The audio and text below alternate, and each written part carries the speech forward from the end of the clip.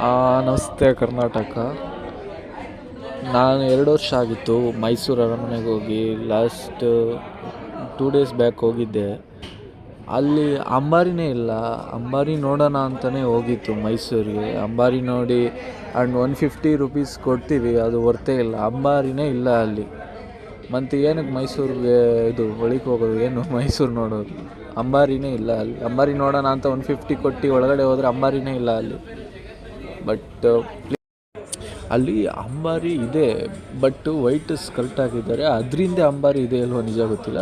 But ಅದ್ರ ಅಂತೂ ನೋಡೋಕ್ಕಾಗಲ್ಲ, normal people's ನೋಡೋಕ್ಕಾಗಲ್ಲ. White skirt ಆಗಿದ್ದಾರೆ, ಅದ್ರ ಹಿಂದೆ ಇದೆ ಅಲ್ವೋ ಗೊತ್ತಿಲ್ಲ ನನಗೆ.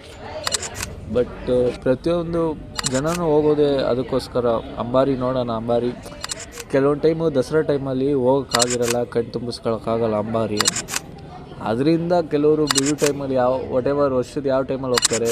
ನಾನು ಕೇಳಿದೆ, ಅಲ್ಲಿ ಬರೀ ಓನ್ಲಿ ದಸರಾ ಟೈಮಲ್ಲಿ ಅಂತೆ ಮಾತ್ರ ಅಂಬಾರಿನ ತೋರಿಸೋದು, ಅದರ್ವೈಸು ಕ್ಲೋಸ್ ಅಂತ.